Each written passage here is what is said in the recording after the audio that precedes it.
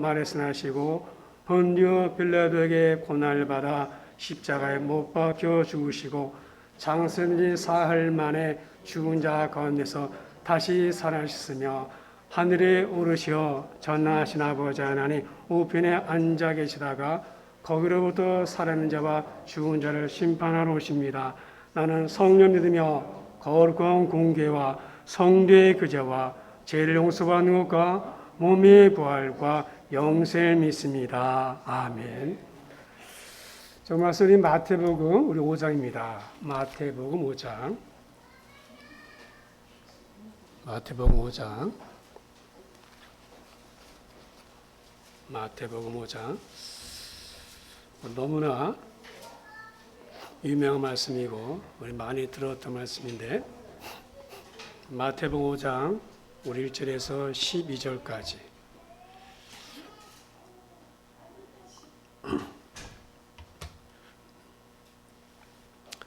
5장 1절에서 12절까지 우리 함께 다 같이 함께 읽죠. 합독하죠. 12절까지 다 같이 시작.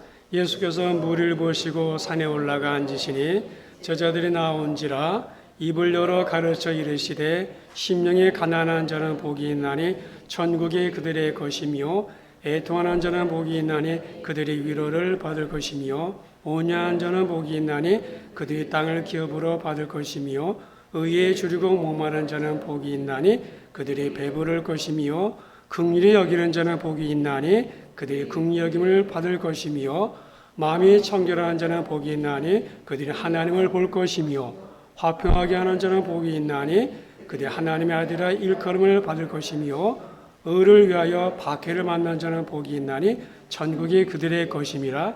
나로 말미암아 너희를 욕하고 박해하고 거짓으로 너희를 거슬러 모든 악한 말을 할 때는 너희에게 복이 있나니 기뻐하고 즐거워하라. 하늘에서 너희 상이 큼이라. 너희 전에 있던 선자들도 이같이 박해하였느니라. 아멘. 자, 기도하겠습니다. 하나님 말씀을 전하고 듣는 시간입니다. 성령께서 주장하시고 성령의 감동하심으로 주의 말씀을 올바로 전하도록 하나님 도와주시옵소서. 예수님의 이름으로 기도드립니다. 아멘. 할렐루야. 여러분 주의 이름을 축복합니다. 이 자리에 있는 게 큰 복입니다.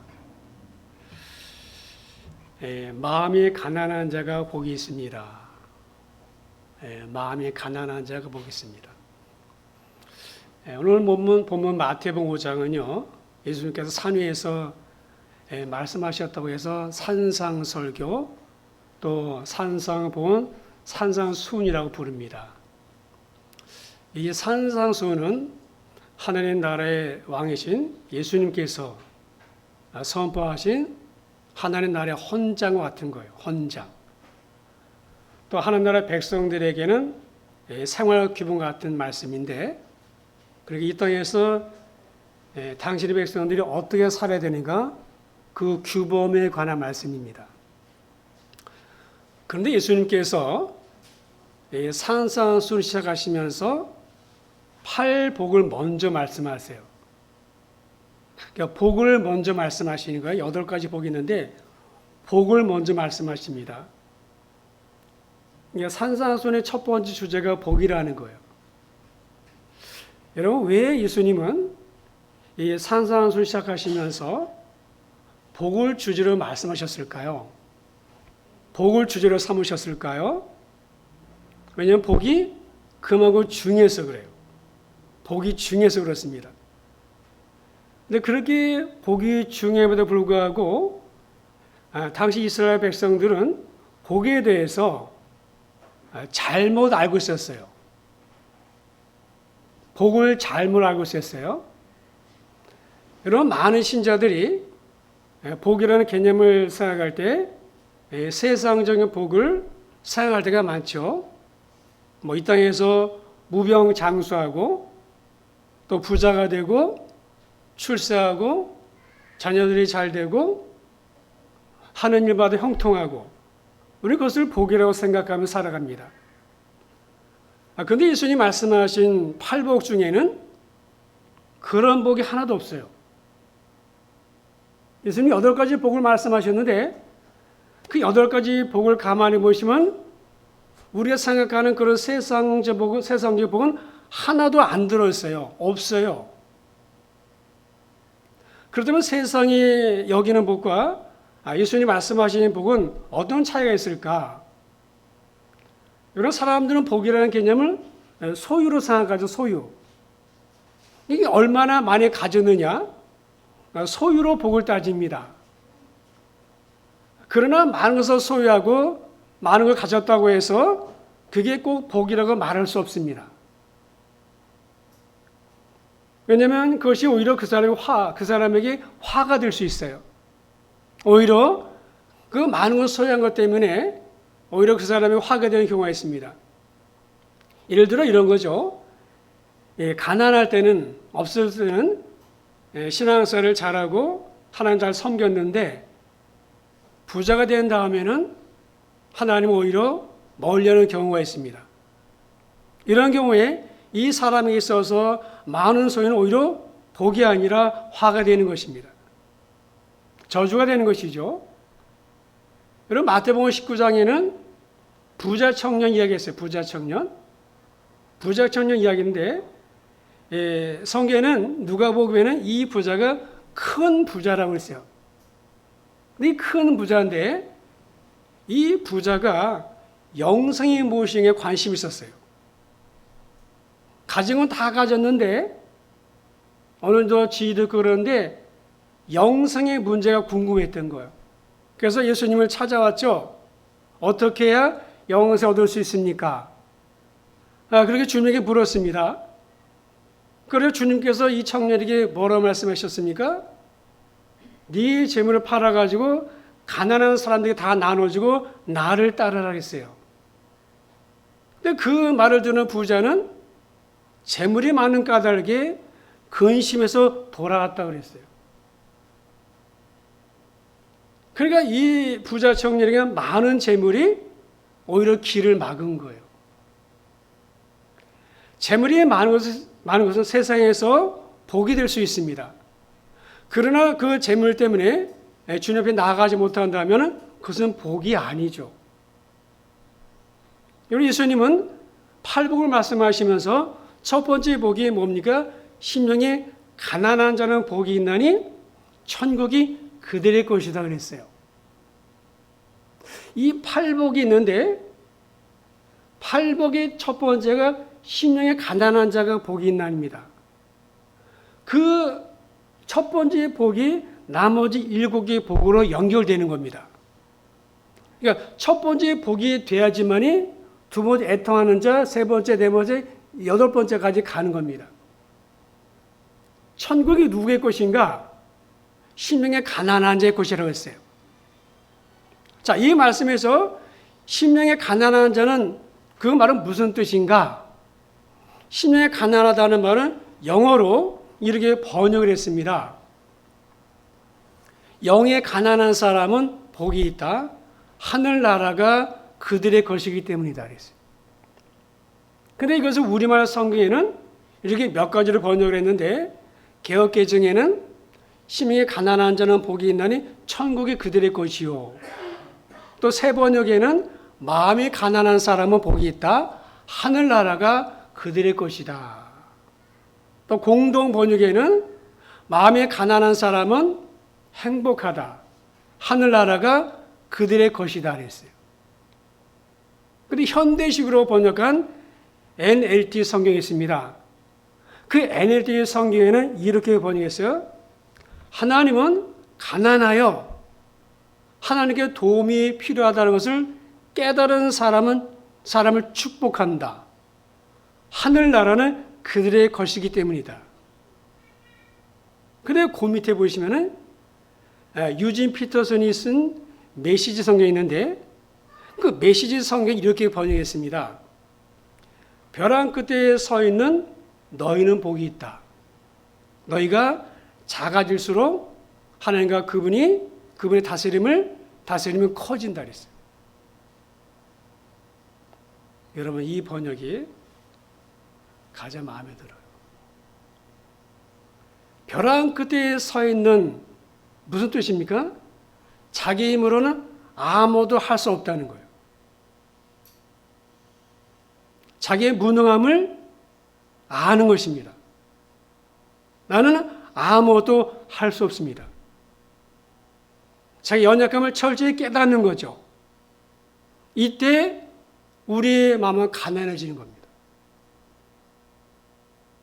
가난한 심령이 되는 것입니다. 이러한 마음의 상태야말로 하나님께서 내 마음에 들어오시기 가장 좋은 마음의 상태예요. 천국이 임하기에 가장 좋은 영적인 상태입니다. 여러분, 예수님께서 베드로를 언제 찾아오셨습니까? 베드로가 언제 주님 만났습니까? 만선 때였습니까? 아닙니다. 물고기 한 마리도 못 잡은 때였습니다. 베드로는 물고기를 잡기 위해서 밤새도록 그물을 던졌어요. 그 물고기 잡아다가 시장에 팔아서 처자식 먹여 살려야 되는 겁니다. 밤이 새도록 여기저기 갈릴리 호수에 그물을 던져봤어요. 근데 한 마리도 못 잡은 거예요. 다 포기하고 그물을 싣고 있었어요. 몸도 마음도 지쳐 있는 거예요. 그때 예수님께서 베드로를 찾아오셨어요. 주님은 아시는 거죠. 어느 데 찾아가야 되는지 주님은 아시는 거예요. 저와 여러분에게 주님이 언제 찾아가셔야 되는지 주님은 아시는 거예요. 여러분, 주님은 베드로를 언제 찾아왔어요? 물고기 한 마리도 못 잡은 때. 주님이 말씀하십니다. 말씀을 전하셨어요. 베드로가 어떤 말씀의 은혜를 받았는지 모르지만은 예수님이 하신 말씀에 순종해서 깊은 데서 그물을 던졌습니다. 여러분, 우리가 언제 은혜를 받습니까? 마음이 가난할 때요. 마음이 가난해질 때 우리가 은혜를 받습니다. 그러니까 베드로의 마음이 지금 가난해져 있는 거예요. 왜? 아무것도 할 수 없으니까. 아무것도 안 되는 거죠. 여러분, 가난이 무엇입니까? 아무것도 없는 게 가난이잖아요. 아무것도 없는 게 가난이잖아요. 돈도 없어요. 건강도 없어요. 능력도 안 돼요. 실력도 소용이 없어요. 내 경험도 안 돼요. 인맥도 안 돼요. 가진 거 다 바닥났어요. 아무것도 할 수 없는 게 가난이죠. 여러분, 돈이 없는 것은 물질적인 가난이지만은 아무것도 할 수 없는 것은 마음의 가난입니다. 심령의 가난입니다. 여러분, 물질적인 가난은 돈이 있으면 채워지지만은 그런 마음의 가난은 무엇으로 채워집니까? 하나님 만나야 채워지는 겁니다. 여러분, 하나님은 그걸 너무나 잘 아시는 거예요. 제가 예수를 믿게 된 것도 마음이 가난해졌을 때였어요. 제 남동생이 제대를 하고 나서 아프기 시작하는 거예요. 병이 낫지 않는 거예요. 그때 동생이 26살 정도 됐었는데, 이게 동네 병원에서 못 고친다고 해서 결국 서울대 병원에 입원했어요. 그런데 안 낫는 거예요. 못 고치더라고. 그래서 기도원에 가서 안수 받으면 낫는다고 해서 기도원도 가봤어요. 그때 포천에 있는 할렐루야 기도원에 자주 갔었어요. 안수 받으면 낫는다고 해서. 지푸라기라도 잡는 심정으로, 절박한 심정으로 동생이 데리고 간 거예요. 지금은 이단으로 판명됐지만은 그때는 그렇지 않았어요. 수많은 사람들이 병을 낫기 위해서 찾았는데, 저도 동생을 데리고 그 할렐루야 기도를 찾아갔었어요. 그때가 제가 28이었어요. 대학 4학년 때. 근데 동생의 병이 안 낫는 거예요. 돈으로도 안 되는 거예요. 몸에 좋다는 약 다 먹여도 안 낫는 거예요. 의사도 못 고치는 거예요. 동생 살리기 위해서 다 해봤어요. 안 해본 거 없었어요. 안 해본 거 없었어요.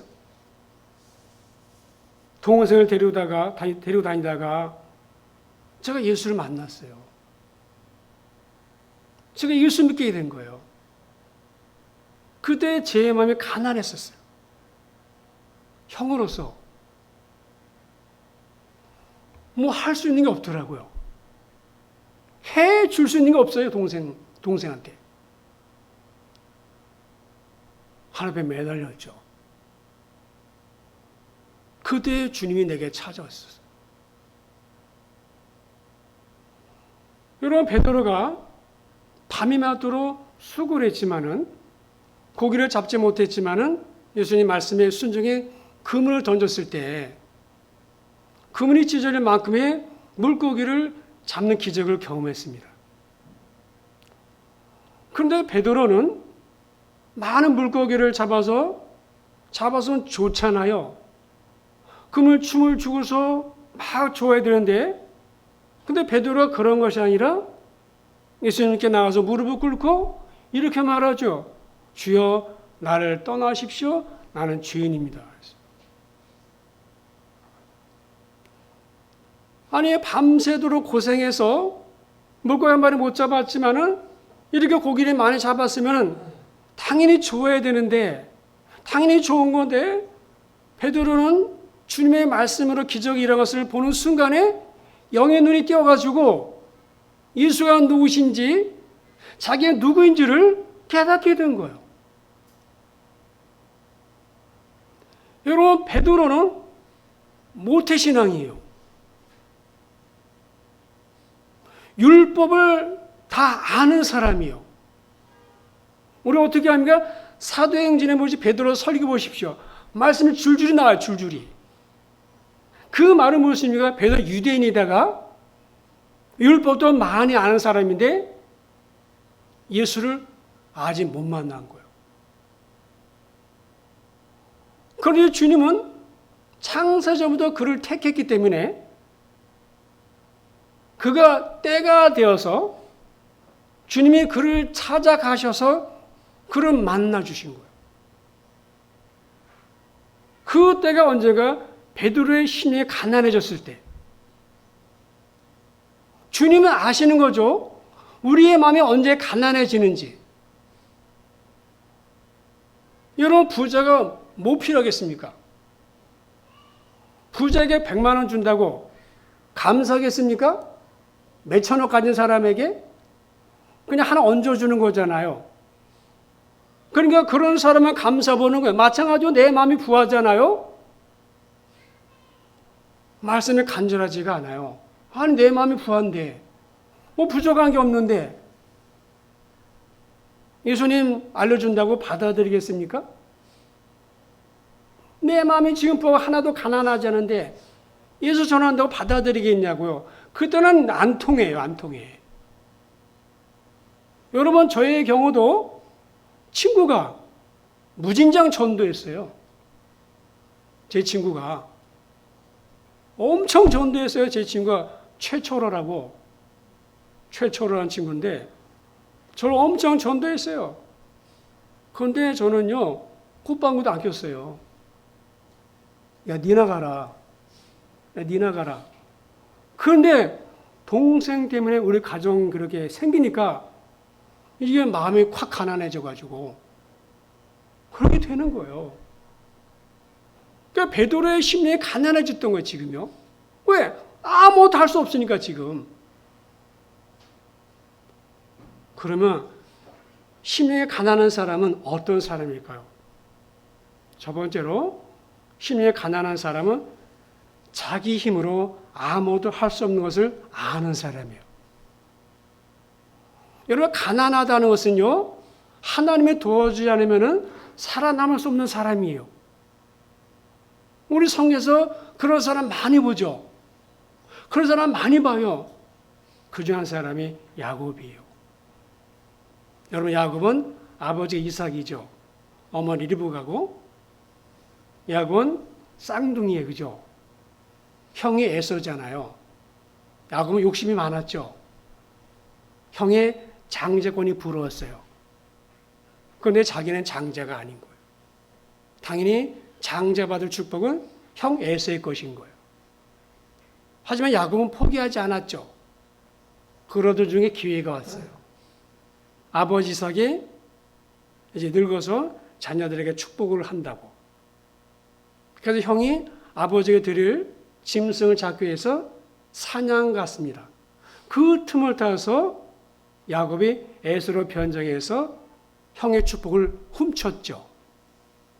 형의 장자권을 가로챈 거예요. 사냥을 갔다 와서 보니까는 에서가 알게 된 거죠. 그리고 동생 야곱을 죽이려고 했잖아요. 야곱은 그 에서의 분노를 피해서 외삼촌 라반의 집으로 도망갔습니다. 20년 지났어요. 성공했어요. 금요한양인 거예요. 고향으로 돌아가는 거예요. 그런데 20년 전에 그 죄책감 그리고 형에 대한 두려움 때문에 종들을 앞서 보내서 살펴보지 않아요. 그런데 종들이라는 이야기가 형이 400의 군사를 이끌고 온다는 거예요.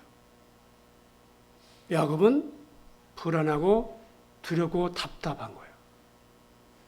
어떻게 400의 군사를 이깁니까? 그래도 신앙이 있어가지고, 그래도 하나님 알아가지고, 야복강에서 다 보내고, 혼자 남아서 기도하죠. 그러니까 여러분, 말씀은 들어두는 게 좋은 거예요. 야곱도 모태신앙이에요. 하나님 아직 안 만났어요. 근데 이런 상황이 되니까 하나님 찾는 거예요. 야복강에서 천사와 기도로 씨름하죠. 엉덩이 뼈가 왜골될 정도. 야곱은 대단한 사람인 거예요. 그런데도 안 포기하죠. 밤새 씨름했어요. 그래서 그가 드린 기도가 무엇입니까? 하나님, 저를 축복해 주십시오. 축복해 주지 않으면 하나님을 놓을 수 없습니다. 그날 밤 야곱이 구한 것은 물질도 자녀도 건강도 미래 보장도 아니었어요. 하나님이었습니다. 하나님을 구했어요. 하나님, 나와 함께 주실 기도한 거예요. 하나님이 아니면 나는 존재할 수 없다. 그런 절박한 심정이었어요. 이게 가난한 마음이에요. 야곱은 아무도 할 수 없었습니다. 여러분, 사실 야곱은요, 그동안 하나님을 믿는다고 하면서도 하나님 도와주지 않아도 그런 대로 잘 살았어요. 그런 대로 잘 살았어요. 열심히 노력하면 잘 살 줄 알았어요. 모든 것이 다 될 줄 알았죠. 자기 뜻대로 다 되는 것 같았어요. 그러나 이제 깨닫는 거예요. 하나님 도와주지 않냐면 나는 아무것도 아닙니다. 하나님 없으면 나는 아무것도 아닙니다. 하나님이 내 생명이시고 내 소망이시고 내 모든 겁니다. 모든 것입니다. 하나님, 저는 부족하고 연약합니다. 이런 마음이 가난한 마음이에요. 이런 마음에 하나님 나라가 임하는 거예요. 천국이 거기 임합니다. 두 번째, 힘이 가난하다는 것은요, 철저히 하나님만 의지하는 겁니다. 하나님만 의지하는 거예요. 여러분, 하나님께서는 인간을 만들 때 누군가의 도움이 필요한 존재로 만들었어요. 즉, 우리를 가난하게 만드셨어요. 이게 신비인 거예요. 하나님을 의지하며 살도록 우리를 지었어요. 그래서 하나님을 의지하지 않으면은 하나님은 내가 의지하는 것을 거두어 가세요. 거두어 가십니다.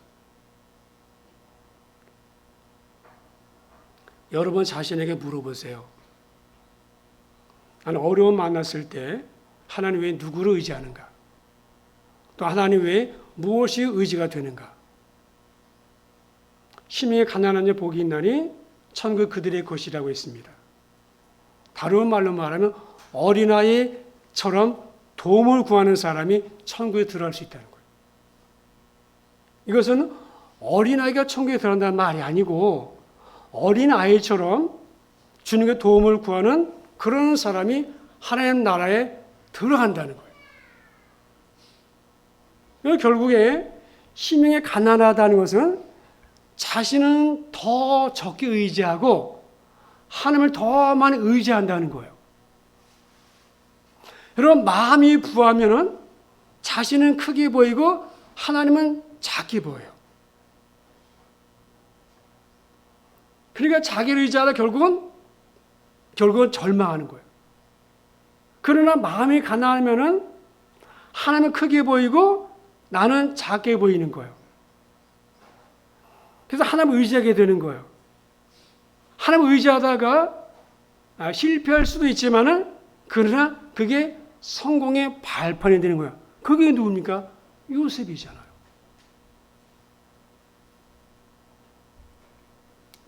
그래서 하나님을 찾아야 될 사람이 하나님 안 찾으면 하나님이 강제적으로라도 그 마음을 가난하게 하십니다. 마음을 가난하게 하십니다. 하나님 백성이 하나님의 자녀가 하나님을 계속 안 찾으시면 하나님은 강제적으로라도 우리의 마음을 가난하게 하십니다. 하나님은 어떻게 마음을 가난하게 하실까요? 그를 광야로 보냅니다.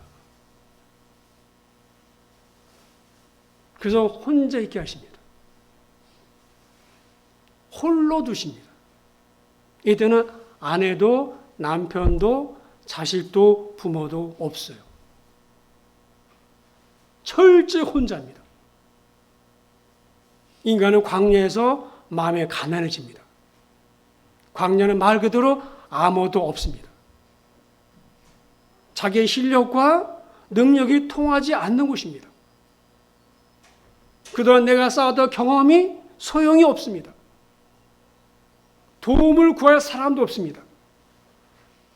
하나님이 수족을 다 끊어놨어요. 그래서 도와줄 수도 없고 도움을 구할 곳도 없어요. 거기서 내 연약함을 철저히 깨닫는 거예요. 아, 내가 아무것도 아니구나. 나는 아무것도 할 수 없구나. 그게 깨닫는 거예요. 광야는 마음이 가난해지는 곳입니다. 그러나 거기에 하나님 계시죠. 왜? 하나님이 나를 거기로 불렀으니까. 여러분, 아브라함, 야곱, 모세, 엘리야 선지자, 다윗, 세례요한, 사도 바울 다 광야 출신입니다. 다 광야 출신이죠. 한국에 우리 크리스천 연예인들이 20여일 동안 미국과 캐나다에서 순회하면서 전도 집회를 열었었어요. 2015년인가 그런데, 근데 뉴욕에서는 뉴욕 열방학교에서 내 인생을 바꾼 해피 뉴이어라고 하는 타이틀로 뮤지컬 간증으로 무대를 장식했어요. 근데 그 자리에 김용만 집사님이 눈물로 간증을 했어요. 이분도 아시죠? 연예인 김용만은 1991년 KBS 대학 개그제에서 대상을 수상했어요. 그리고 데뷔해서 김국진과 콤비를 이루면서 최고 인기를 누렸어요. 하지만 2013년 3월 불법 사이트에서 상습 불법 도박을 한 혐의로 경찰 조사를 받았어요. 그래서 출연 중이던 모든 방송 프로그램에서 하차했어요. 결국에 징역 8월에 집행유예 2년을 선고받았어요. 이후에 모든 지상파 프로그램에서 출연이 금지됐어요. 다음은 김여마 집사의 간증입니다. 이렇게 간증했어요. 예전에는 메이크업을 코드가 해줬는데 이제는 성령님이 메이크업을 해주십니다. 그래서 얼굴도 좋아지고 하루하루가 행복합니다. 검찰에서 조사받기 전에 5개의 프로그램을 하면서 출연료만 1억 원이 넘었습니다. 식당에 가도 하나 더 챙겨주고 사인해달라고 하고 다정다감하게 대하던 모든 분들이 그 일을 겪고 나니 모든 시선이 저에게서 따가워지고 스스로 숨게 됐습니다. 그때 독실한 크리스천의 어머니가 일이 터지는 그날 밤, 그날 전화해서 나무라지 않으시고 그동안 아들 수고 많았지 하면서 욥기를 읽어보러 하셨습니다. 집사의 직분을 받았음에 불구하고 그동안 성경을 한 번도 안 읽어 욥기를 찾아 읽다가 너무 새 책이라서 손을 벨 뻔했습니다. 욥기를 읽어가다 보니 나에게 닥친 것은 욥의 고난에 비하면 고난이라고 말할 수도 없는 것이었습니다. 그동안 집사 직분을 받고 남들같이 교회에 가고 예배 드리기도 했지만은 주님은 제대로 모르고 남들이 보기 아름다운 교인의 모습으로 살아왔음을 깨달았습니다. 사건은 2013년 5월에 표인봉 지사와 송은희 씨의 권유로 IT를 가게 되었습니다. 심장 전문의가 없는 IT에서 심장이 심하게 안 좋은 아이들을 한국에 데려다가 수술을 해주기 위해서 선별하는 일을 했습니다. 어느 날 새벽 2시 즈음에 옆에서 자는 표집사의 코 고는 소리에 눈을 뜨게 되었습니다. IT의 밤하늘과 나 혼자 깨어있음과 이런 것들이 행복했고 평화스러운 시간을 가졌습니다. 코 고는 소리가 시끄러워 이어폰을 꼽고 찬양곡을 들었습니다. 찬양을 듣는 순간 가사 내용이 최근 나의 모든 어려움을 정리해주는 듯한 느낌이었습니다. 가사는 이런 내용이었습니다. 상하갈 때 꺾지 않으시는 주님, 꺼져는 등불 끄지 않으시는 그 사랑, 변함없으신 거짓 없으신 성실하신 그 사랑, 그 사랑 날 위해 죽으신, 날 위해 다시 사신 예수 그리스도, 다시 오실 그 사랑, 죽음도 생명도 천사도 하늘의 어떠한 권세도 끊을 수 없는 영원한 그 사랑 예수. 나는 착하게만 살면 되는 줄 알았습니다. 그런데 그것이 아니라 주님을 만나지 못하고 살았구나 하는 것을 처음으로 알게 되었고 3시간 동안 하염없이 눈물만 쏟았습니다. 주체할 수 없을 정도로 감동이 밀려왔습니다.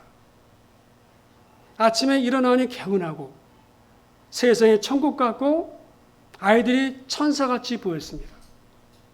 IT의 아이들보다 더 불쌍한 나를 발견하게 되었고 이때 주님이 나에게 무엇을 말씀해 주시는 것 같았습니다.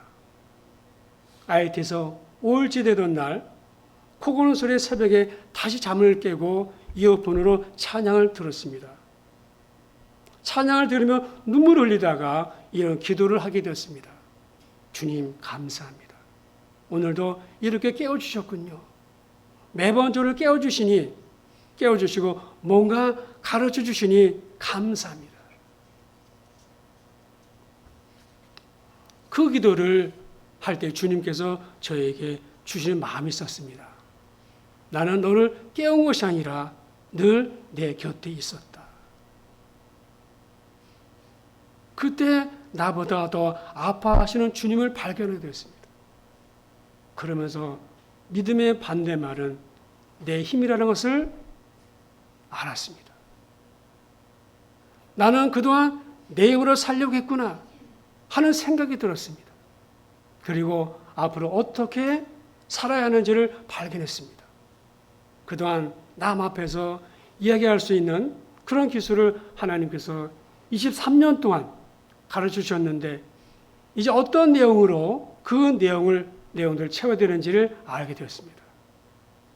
그 중심에 말씀 공부 좀 해야 될 것 같아서 매주 월요일마다 연예인들끼리 모여서 말씀 공부를 하고 있고 삶의 중심이 점점 주님을 바라보고 함께 가기에 든든하다는 생각이 들고 어디서도 자신감이 생기게 되었습니다. 오늘이 순회 공의 마지막 날입니다. 주님이 함께 하시면 어디 가나 들을 곳이 어디 있는가. 그런데 아직도 나약해서 마지막 공연이라고 하니 눈물이 납니다.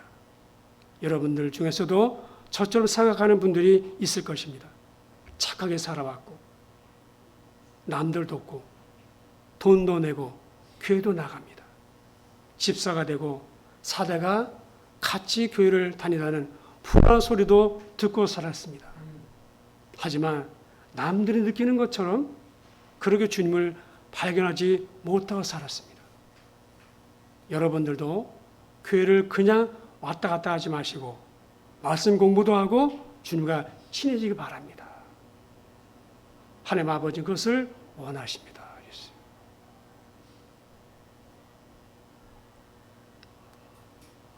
그리고 김용만 집사님은 불법 도박 사건 이후에 주님과 가까워졌다고 했어요.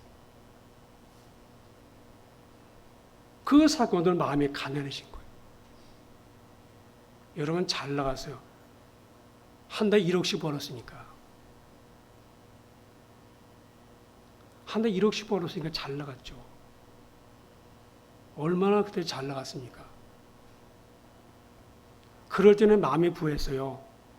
주님이 와도 몰라 봐요. 아니 주님이 오지도 않아요. 그런데 다 읽고 나서 마음에 가난해지니까는 주님이 오시잖아요. 여러분 이게 마음에 가난해지는 거예요. 이게 신령에 가난해지는 거예요. 그것이 영적으로 축복입니다.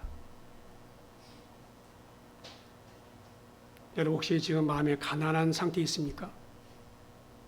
하나님 만나기 가장 좋은 상태입니다. 이렇게 해도 안 되고 저렇게 해도 안 되고 이 방법 써도 안 되고 저 방법 써도 안 되고 아무것도 할 수 없는 거 그게 심령이 가난한 것입니다. 그때 하나님을 만나실 겁니다. 사랑하는 여러분 산상수훈 가운데 팔복에 관한 말씀을 들으시면서 복의 개념이 새롭게 정립되기를 바랍니다. 심령의 가난은 하나님 앞에서 신자가 가져야 될 마음의 태도입니다. 마음이 가난한 자는 오직 하나님의 도우심만으로 살아갈 수도 고백하는 자들입니다. 내게는 주밖에 없다고. 그렇게 고백하는 자 하나님이 기뻐하시고 그런 마음에 하나님 임재하시는 것입니다.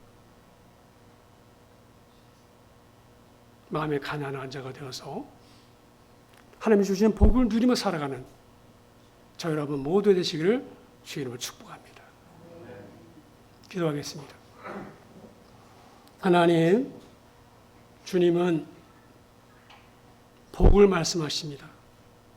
그런데 그 복은 세상 사람들은 복이 아니라 하늘나라의 복입니다. 마음에 가난한 사람의 복이 있나니 천국이 그들의 것이라고. 마음에 가난한 게 어떻게 복입니까? 그는 영적으로 보면 그것이 복입니다. 왜? 하나님이 그것에 임재하시기 때문에. 왜? 하나님을 찾기 때문에. 하나님의 도움을 구하기 때문에 그것이 복입니다. 베드로 물고기 한 마리 못 잡았을 때 마음에 가난했을 때 주님 찾아왔고 주님을 그는 붙들었습니다. 오늘 김용환 씨도 마찬가지입니다. 아버지 하나님 마음에 가난한 게 복입니다. 우리 인생에서 하나님 만나는 게 얼마나 큰 복인가. 그것이야말로 내 인생의 가장 큰 복이고 가장 큰 축복임을 깨닫게 하시고 혹시나 마음이 가난한 상태에 있다면 하나님을 찾게 하시고 하나님을 부를 수 있도록 그래서 하나님을 만나고 신앙생활하도록 아버지 은혜를 더해 주시옵소서. 예수님의 이름으로 기도드립니다. 아멘.